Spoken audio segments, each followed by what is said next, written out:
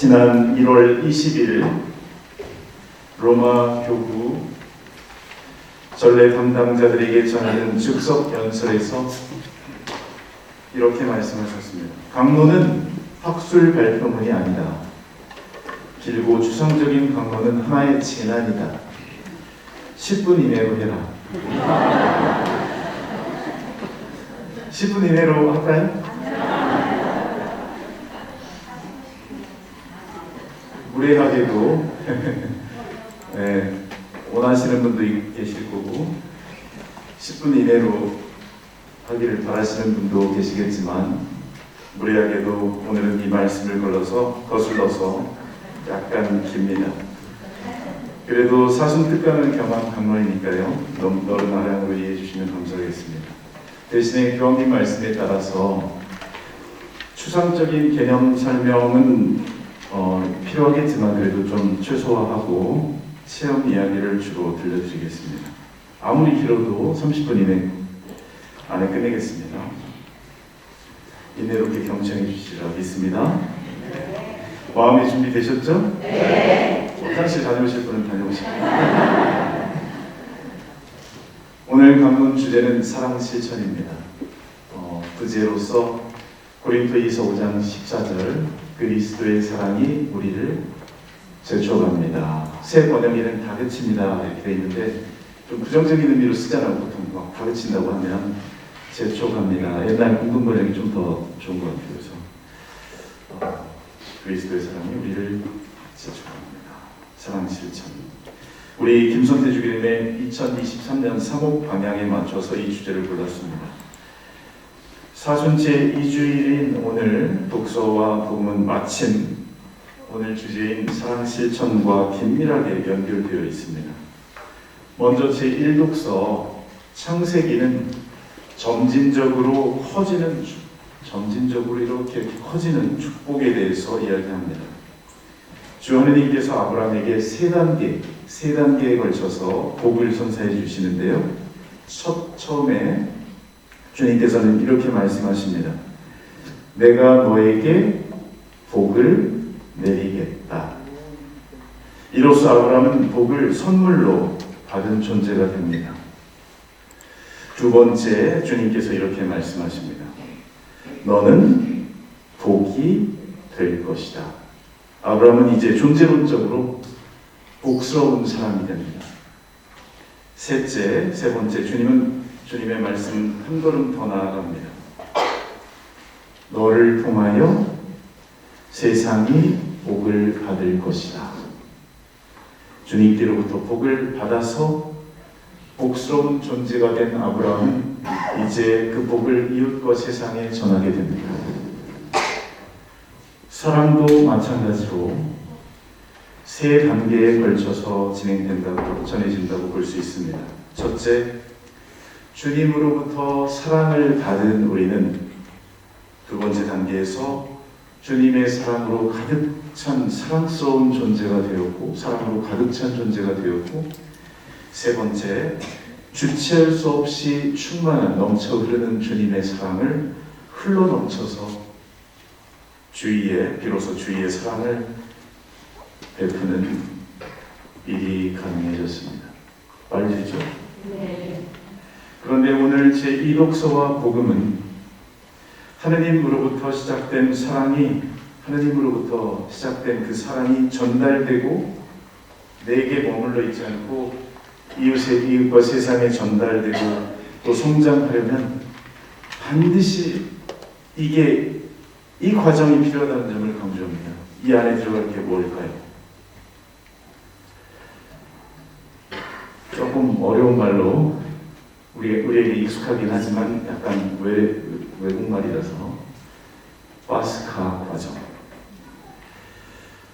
지나가는 과정, 고통과 고난과 죽음을 거쳐서 참다운 생명으로 가는 영광과 빛으로 가는 그 파스카 과정, 이게 필요하다는 점을 강조합니다. 즉 우리가 주님께로부터 받아 간직하고 있는 사랑이 이웃에게 제대로 전해지려면 고난과 희생이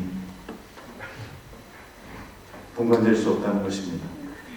그런데 이 고난은 우리의 의지로 가득 찬 행실 자체에서 비롯되는 것이 아닙니다. 그것은 하느님의 힘에 기대어 부르심에 응답하며 동참하는 과정에서 자연스럽게 생기는 과정입니다. 오늘 제2독서 디모데오 2서 말씀대로입니다. 1장 8절, 디모데오 2서 1장 8절의 내용인데요.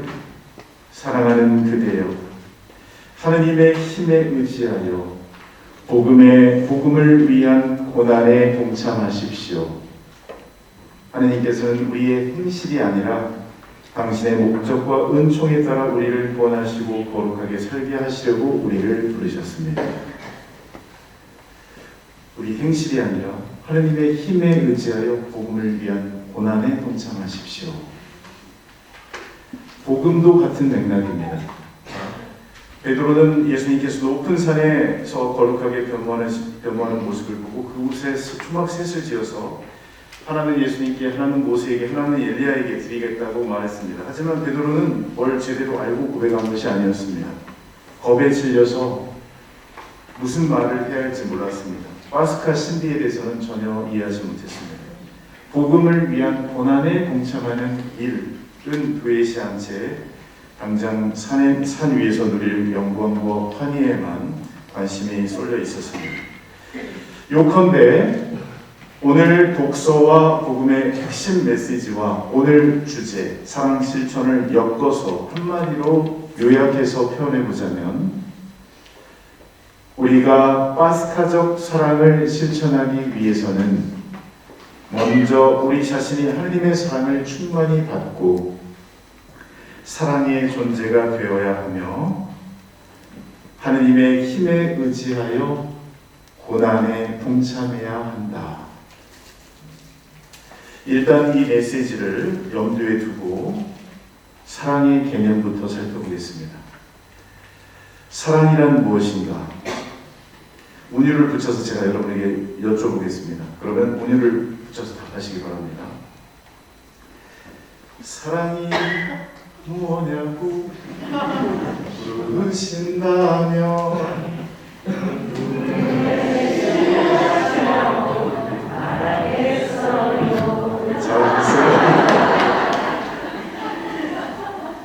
이 노랫말에 사랑이 무엇인지에 대한 정수가 담겨 있습니다. 사랑은 눈물의 씨앗을 담고 있다. 사랑은 고난과 역경을 동반하기 마련이다. 오늘 우리가 다룰 파스카적 사랑의 핵심을 건드리는 대목입니다. 파스카적 사랑이란 무엇인가? 파스카적인 사랑은 다른 말로 아가페적인 사랑입니다. 그리스인들, 히라빈들은 사랑을 에로스와 필리아와 아가페로 구별했습니다. 에로스는 욕망하는 사랑으로 주로 남녀 간의 사랑, 이렇게 끌리는 있잖아요. 남녀 간에 끌리는 사랑을 뜻합니다. 필리아는 남녀노소 다 구분 없이 친구로서 우정을 나누며 기뻐하는 사랑입니다. 그리고 아가페는 인간을 향한 하느님의 사랑, 하느님을 향한 인간 우리의 순수한 사랑, 또 이웃에 대한 사심 없는 사랑을 가리킵니다. 그런데 이 세 가지 차원의 사랑은 긴밀하게 연결되어 있습니다. 아가페가 생동하기 위해서는 에로스도 필요하고 우정을 나누며 기뻐하는 필리아도 필요하기 때문입니다.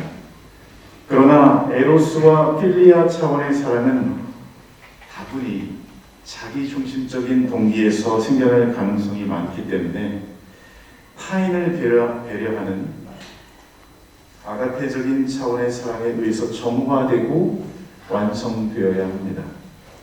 에로스와 필리아 사랑은 아가페 사랑을 지향할 때 더욱 충만해지기 마련입니다. 에로스가 나빠서가 아니고 필리아가 나빠서가 아니라 그 자체로 너무나 좋은 거지만 더욱 충만해질 수 있으려면 아가페적인 사랑이 필요합니다.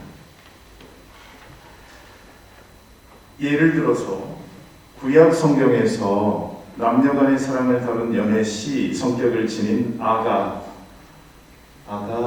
말고요. 할 때 그 아가 말고 아가 사랑을 지칭하는 두 가지 다른 히브리어가 사용됩니다. 먼저 도딤, 오늘 어려운 말이 너무 많이 나오는데 히브리어 도딤이라는 말이 사용되는데요. 이 말은 아직 불안정하고 불확실하며 찾아 헤매는 사람을 나타냅니다. 이 말은 곧 아하바라는 말로 바뀌는데요. 그리스어 구약 성경에서는 이 히브리어 아하바를 이 말과 비슷한 발음의 아가페로 옮겼습니다. 그러니까 아하바, 아가페, 이스라엘 성지순례 다녀오신 분들은 아실 거예요. 그 사회 부분에서 진흙 성분이 들어간 구리모, 화장품 그 좋잖아요. 되게 풍기게. 그 회사 이름이 아하바예요. 아가페, 이 사랑이라는 말입니다. 이 아하바, 아가페는 아직 불안정하고 자기중심적인 성격을 지닌 사랑을 뛰어넘어서 다른 이를 참되게 발견하는 사랑의 체험을 드러냅니다. 사랑은 이제 다른 이를 염려하고 배려하는 것이 됩니다.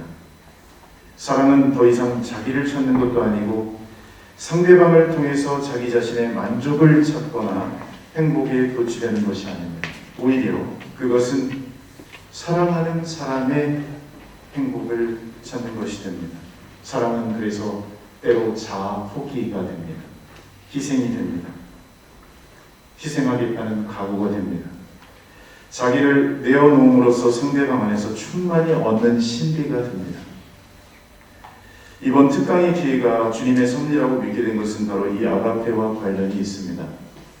최근 신학교에서 겪은 일인데요. 간단히 말씀드리자면 아가페 덕분에 제가 공동선을 위해서 저의 개인적인 바람을 과감하게 내려놓는 결단을 할 수 있었습니다. 1학년하고 5학년의 경우는 제1영성의 해, 제2영성이라고 해서 생활지도신부와 영성지도신부가 한 달에 이렇게 한 팀을 이뤄서 신학생과 동반하는데 제가 이 둘 중에 하나를 맡아야 될 그런 처지에서 기왕이면 불편한 관계에 놓인 어떤 신부님과 파트너로 만나지 않았으면 좋겠다 생각을 했습니다.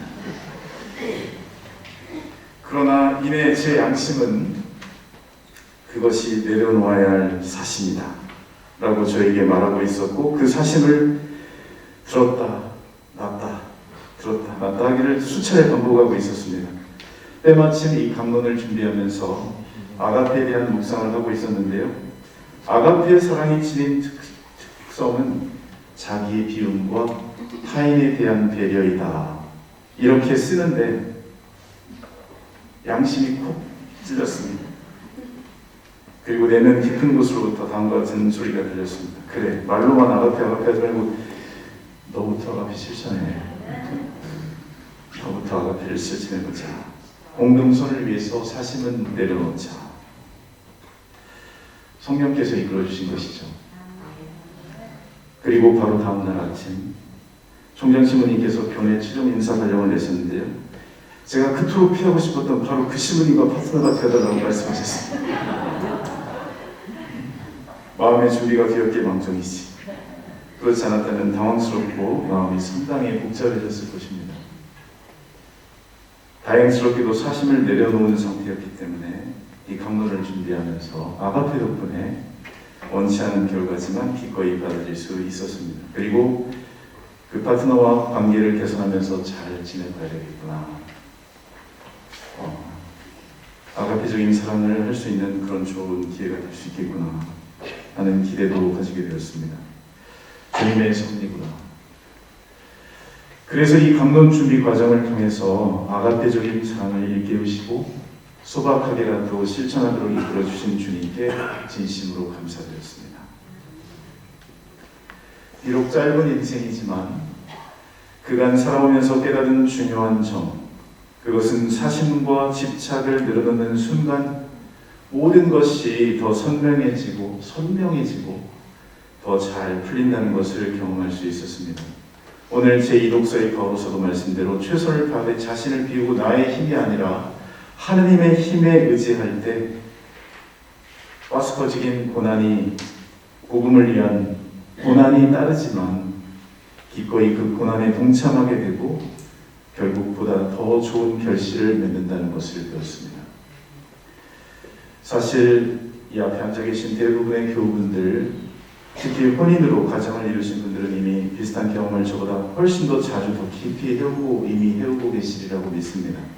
여느 부부들처럼 다른 삶을 살아오던 두 사람이 만나서 평생을 함께 하겠노라고 약속하고 자신을 비우고 그 자리에 상대방을 서로를 채워가면서 같은 곳을 향해 나아가면서 부부 서로에게 그리고 자녀들에게 최대한 자신을 내어주면서 끊임없는 자기 비움과 희생을 경험하고 계시리라 믿습니다. 서로 왼수지간처럼 살지만 내가 자식 때문에 참고 살지 하지만 그래도 파스카적 사랑의 그 여정을 여러분 모두가 다 이미 걷고 계시죠. 그런데 경험해 보셔서 아시겠지만 결코 쉬운 일은 아닙니다. 우리의 사랑은 자기중심적인 사랑에서 타인을 배려하는 사랑으로, 가지려는 사랑에서 내어주려는 사랑으로 전환되기 어렵습니다. 에로스와 필리아를 넘어서 아가페에 이르기까지 주님의 크신 은총과 우리의 부단한 노력이 필요합니다. 우리 교회는 우리의 유한한 사랑을 정화하고 완성하는 하느님의 뿌리 어린 행동인 아가페를 까리타스, 또 외래어가 또 나오네요. 까리타스라는 이름으로 오랜 세월 동안 끊임없이 추구해왔습니다. 이렇게 말씀 선포, 전례 거행에 그치지 않고 교회의 본질인 까리타스, 사랑 실천을 끊임없이 해왔습니다. 바로 이 점을 몇 회에 거쳐서 3호 방향들을 설정하시면서 기도, 말씀, 기도, 전례 그리고 이렇게 넘어왔잖아요. 그게 우리 안에서 머물지 않고 이웃과 세상으로 전해질 수 있도록 받은 사랑을 감사드리면서 우리가 사랑을 받은 존재, 본적으로 변화된 사람임을 의식하게 되고 이제 그 사랑을 전하게 되는 그런 시기를 2023년을 보내고 있습니다. 자, 이제 이렇게 사랑을 개념적으로 이해하는 것도 필요하지만 우리 그리스도인들이 사랑을 말할 때 요한일서 4장을 먼저 떠올리는 것이 좋습니다. 16절 말씀. 하느님은 사랑이십니다. 사랑 안에 머무르는 사람은 하느님 안에 머무르고 하느님께서도 그 사람 안에 머무르십니다. 그러니까 우리 그리스도인들이 사랑을 말할 때 그 출발점은 어떤 윤리적인 선택이나 고결한 생각이나 개념이 아니라 사랑이신 하느님과의 인격적인 만남을 통한 사랑 체험입니다. 하느님께서 우리를 먼저 사랑하신다는 믿음입니다. 그리고 끝까지 우리를 사랑하신다는 믿음입니다. 이것이 바로 오늘 강론의 두 번째 요점입니다. 성경과 교회의 가르침은 우리에 앞서 바로 그 체험을 진하게 체험했던 신앙 선조들의 발자취를 밝혀줍니다. 우리 인간의 거듭된 불순종에도 불구하고 징벌과 파멸보다는 끊임없이 용서와 자비와 사랑을 베푸시는 하느님을 전해주었습니다. 이렇게 하느님의 사랑을 충만히 받은 우리는 비로소 사랑의 존재가 되었고 사랑을 줄 수 있는 존재가 되었습니다. 사랑을 서로 주고받을 수 있게 되었습니다. 사람은 누구나 사랑을 하고 사랑을 주고 사랑을 받기를 갈망합니다. 어느 영성가는 우리 인간이 생각하고 느끼고 말하고 행동하는 수많은 동기들을 두 가지로 압축하면 하나는 사랑받기 위해서, 다른 하나는 사랑 주기 위해서. 로열라 이냐시오 상인은 영신수련의 절정인 사랑을 얻게 한 관성에서 사랑의 특성을 두 가지로 약속합니다. 첫째, 사랑은 말보다 행동으로 드러나야 한다. 둘째, 사랑은 주고 받는 것이다. 이처럼 우리는 먼저 하느님께로부터 사랑을 받았기에 사랑을 줄 수가 있고 이웃에게 사랑을 줌으로써 또 받는 삶을 살고 있습니다. 우리는 사랑을 주고 사랑을 받으며 살아가고 있습니다.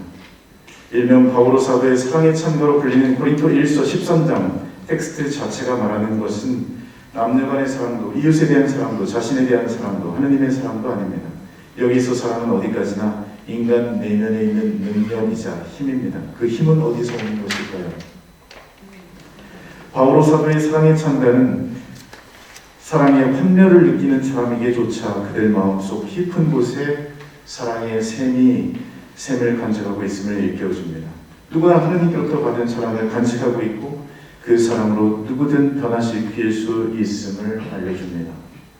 사실상 우리 신앙의 가장 근본적인 토대는 하느님께서 우리를 사랑하신다는 체험과 확신입니다. 그 체험과 확신을 지닌 사람은 비로소 자연스럽게 자발적으로 하느님과 이웃을 사랑할 수 있습니다. 하느님께서 우리를 과거에도 현재에도 미래에도 끝까지 사랑하신다는 체험과 믿음이 없으면 우리의 사랑에는 그저 자기중심적 유의에 머물거나 의무감에 사로잡혀 스스로 안간힘을 쓰는 발버둥에 불과합니다. 같은 맥락에서 토마스 아퀴나스 성인은 이렇게 말했습니다. 참 사랑은 인간의 본성적인 능력에서 나오는 것이 아니라 하느님으로부터 나오는 은총의 선물이다. 그것이 우리를 하느님과 결합시켜 하느님의 참 행복에 참여하게 한다. 따라서 참 사랑은 인간이 노력해야 하는 의무라기보다는 하느님께로부터 받은 사랑에 대한 응답이며 보답인 것입니다. 하느님께로부터 받은 사랑을 하느님과 이웃에게 불려주는 사랑 행위를 통해서 우리는 하느님의 생명에 참여하게 됩니다. 물론 현세를 살아가면서 사랑하기 위해서는 의지적인 노력과 지속적인 결심이 필요합니다. 이런 배경에서 에미 모토 뭐죠? 사랑은 에미 많이들 참여하셨죠? 사랑은 뭐라고요? 결심하는 것이다 를 이해할 수 있습니다.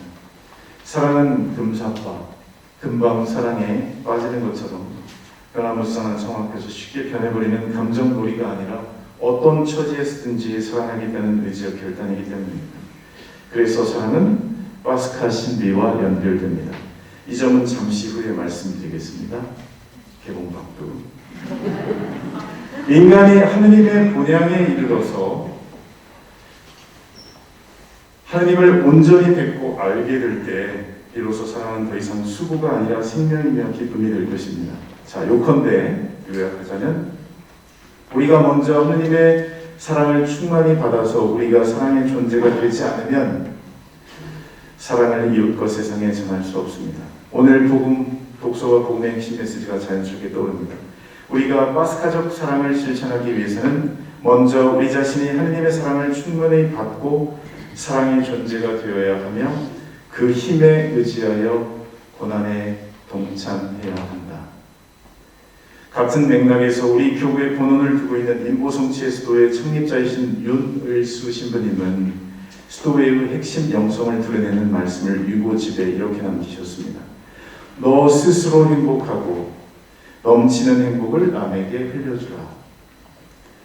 넘치는 행복을 세상에 전해주는 것이 참된 의미의 선교다. 억지로 짜내는 것은 참사랑은 아닙니다. 참사랑은 사랑받는 존재로서 행복이 넘쳐 흘러 자연스레 세상에 전달되는 것입니다. 그러니까 우리 그리스도인들이 사랑한다 말할 때 그 의미는 하나님한테 받은 사랑에 대한 감사의 응답으로 기쁘게 하나님과 이웃을 사랑하는 것이라 할 수 있겠습니다. 여러분이 하나님의 사랑을 받고 있으며 받을 것임을 믿습니까? 네. 여러분이 최근에 하나님께로부터 얻은 사랑 체험이 무엇이며 그 사랑은 이웃에게 어떤 영향을 주었습니까? 곰곰이 잘 생각해 보시면 분명히 있을 것입니다. 저는 하느님의 사랑을 듬뿍 받고 있음을 여러 면에서 경험하고 있습니다. 몇 년 전에는 제가 20년 동안 줄곧 같은 지향으로 기도해왔던 기도에 응답을 받은 적이 있고요. 한 2, 3년 전부터 성인들의 통공을 실감하는 체험을 강렬하게 하고 있습니다. 이 체험에 대해서 잠깐 말씀드릴게요. 저는 몇 년 전부터 숫자 하나와 반복해서 마주칩니다. 우연히 시계를 보았는데 1시 44분. 운전을 하다가 우연히 계기판을 봤는데 주행 가는 거리가 244km. TV에서 야구 경기를 보는데 그 선수의 백넘버가 44번. 나열하자면 정말 한도 끝도 없는데요. 제가 사사라는 숫자에 이렇게 사사로이 마음을 두는 이유는 12년 전 4월 4일에 저희 선친께서 돌아가신 선친이 떠오르기 때문입니다. 사사를 만날 때마다 아버지께서 제게 말을 건네오신 것만 같습니다. 의연아, 걱정하지 말아라. 네 엄마랑 하늘나라에서 잘 지내고 있다. 너희를 위해서 기도하고 있다. 이렇게 말씀하시는 것만 같습니다. 그래서 기분이 참 좋아집니다. 순수한 신앙으로 선한 삶을 살아갔던 선친이셨지만 과연 하늘나라에 계실까? 의문을 품다가도 어머니와 함께 하늘나라에 계신다는 확신을 갖게 됩니다. 미신처럼 들릴 수도 있겠지만 제겐 의미심장한 표지이자 성인들의 통공으로 여겨집니다. 우리가 사도신경을 통해서 고백하는 성인들의 통공이란 지상 순례 여정을 걷고 있는 우리 현세교회와 죽어서 정화 과정을 거치고 있는 연옥교회, 그리고 하늘나라에서 영광을 누리고 있는 천상교회의 구성원들이 모두 주님 사랑 안에서 한 가족을 이루면서 소통하고 친교를 나눈다는 믿음입니다. 저는 또한 언젠가부터 자주 주님의 말씀을 통해서 그분의 사랑을 체험하고 있는데요. 저희 어머니 임종과 관련됐는데 병원 측의 배려로 중환자실에서 어머니께서 돌아가시기 전에 드렸던 미사, 가족들과의 마지막 미사에서 만난 복음 말씀은 혼인과 이혼에 관한 예수님과 바리사이들 사이의 논쟁 이야기였습니다. 예수님의 논점은 두 가지였는데요. 첫째, 하나님께서 맺어주신 부부 인연을 사람이 갈라놓아서는 안 된다. 둘째, 하늘나라 때문에 스스로 보좌가 된 이들도 있다. 첫 부분은 형님, 큰형님 내외, 누나 내외, 작은형 내외에게 해당되는 메시지였다면 두 번째 부분은 바로 제 자신에게 해당되는 메시지였습니다. 이 말씀을 통해서 어머니가 유언을 남기셨다는 생각이 들었습니다. 제 남매 부부들에게는 하나님께서 맺어주신 혼인 생활을 끝까지 잘 하라는 뜻으로, 저에게는 사제의 길을 포기하지 말고 끝까지 잘 걸어가라는 뜻으로 들렸습니다. 사제 독신 생활에 대한 내적 고뇌의 시간을 보내던 저 자신에게는 물론이고 세파에 시달리며 우여곡절을 겪으며 가정을 지켜왔을 가족들 모두에게 뼛속 깊이 다가오는 말씀이었습니다. 사랑 실천에 관하여 세 번째로 말씀드리고 싶은 요점은 이것입니다. 참된 사랑은 파스카 신비와 연결되어 있다. 첫 번째 요점인 아가페의 자기 비움과 희생이 반복되는 것 같지만 참된 사랑이 지닌 가장 핵심적인 차원이고, 특별히 우리는 이 사선 시기 동안 인간적 노력과 희생 전에 이미 예수님의 파스카 여정이 있었음을 다시금 상기할 필요가 있습니다. 우리 구원의 배경에는 예수님의 파스카 희생이 있습니다. 예수님은 우리 죄를 대신 짊어지고 당신 자신을 희생하심으로써 참 사랑이 무엇인지를 우리에게 극명하게 보여주셨습니다. 우리는 자녀들이 잘 양육되는 과정에서 배경에 부모님의 희생이 있다는 것을 잘 알고 있습니다. 누구도 부정할 수 없는 사실입니다. 제가 살아오면서 미약하게나마 파스카 희생과 닮은 사랑의 경험을 떠올려 보았습니다. 두 가지가 떠올랐는데요. 하나만 말씀드리겠습니다. 제가 부제품을 받고 나서 심하게 아파서 몸져 누워있을 때 경험한 일입니다. 방에 누워서 끙끙 앓고 있는데 가족들이 한 명씩 방문을 열고 저를 보고다 봤습니다. 그리고 안타까운 표정으로 정말 안타까운 말을, 걱정되는 말을 전했습니다. 아버지, 형들, 누나. 그런데 어머니는 달랐습니다. 그때 어머니의 표정에서 다른 가족 구성원들과는 다른 심정이 확 전해져 오는 것을 느꼈습니다. 그 심정은 이런 것이었습니다. 의연아, 네가 이렇게 아프니 내가 애간장이 녹는다. 차라리 네 대신 내가 아팠으면 좋겠다. 이때 알게 되었습니다. 어머니는 다르구나. 유대인 뒷담이 맞구나. 하느님은 세상 모든 곳에 계실 수 없기에 어머니를 만드셨다. 오늘의 내가 있기까지 나를 위해 희생을 감수하신 분들을 떠올려봅시다. 그리고 진심으로 감사드립시다. 오늘 강론의 세 가지 핵심 전점을 다시 간단히 정리해 드리겠습니다. 첫째, 사랑은 자기 만족을 넘어 타인의 행복을 추구할수록 하느님의 사랑, 아가페에 더 가까워진다. 그 사랑에는 자기 비움과 희생이 따르기 마련이다. 우리 교회는 말씀 선포와 전례 거행과 함께 아가페를 까리타스, 사랑 실천의 이름으로 계속 실천해 오면서 교회의 본질을 살기 위해서 노력해왔다. 둘째, 하느님께서 먼저 우리를 사랑하시기 때문에 우리는 사랑의 존재가 되고 또 사랑을 할 수 있다. 우리가 행하는 사랑은 하느님의 사랑에 대한 응답이며 보답이다. 따라서 우리가 사랑을 말할 때 사랑이신 하느님과의 인격적인 만남을 통한 사랑 체험에서 출발해야 한다. 나는 과연 하느님의 사랑을 어떻게 체험하고 어떻게 믿고 있는가? 나의 하느님 사랑 체험은 이웃에게 어떻게 전달되고 있는가? 셋째, 참된 사랑은 파스카 신비와 연결되어 있다. 우리 구원을 위한 예수님의 자기 희생과 죽음이 생명으로 넘어가는 신비는 참된 사랑의 극치를 보여준다. 나는 파스카적 사랑 실천을 구체적으로 어떻게 할 것인가? 언제, 누구를 위하여, 무엇으로, 무엇을 어떻게 실천에 옮길 것인가? 묵상해 보면 좋겠습니다. 우리 주교님의 2023년도 사목교서는 고린도이서 5장 14절의 말씀으로 시작됩니다. 그리스도의 사랑이 우리를 다스립니다. 공동 번역에는 이렇게 되어 있죠. 그리스도의 사랑이 우리를 재촉합니다.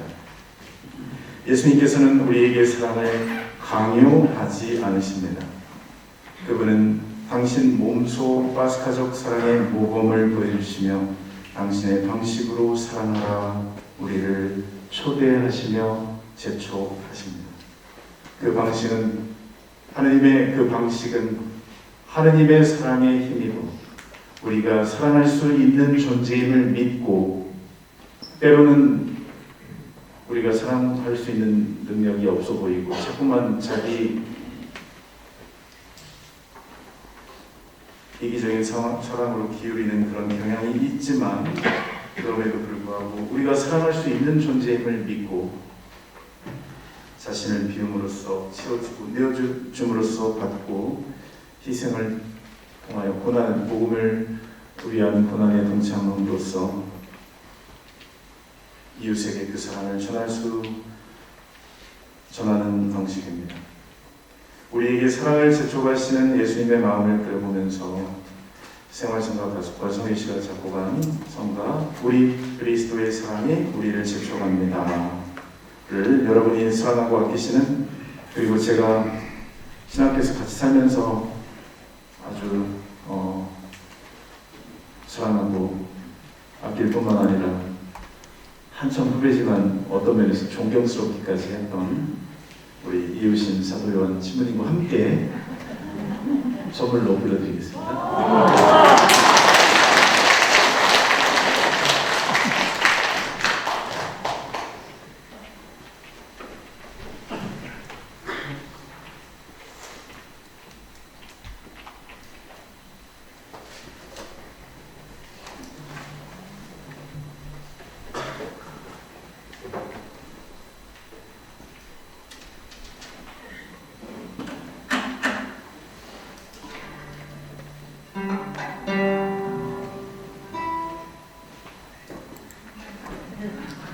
특별 출연하게 됐습니다.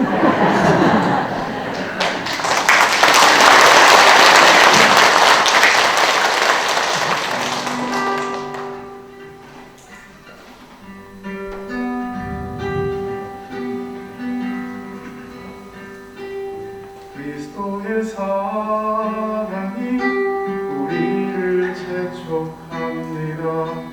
그리스도의 사랑이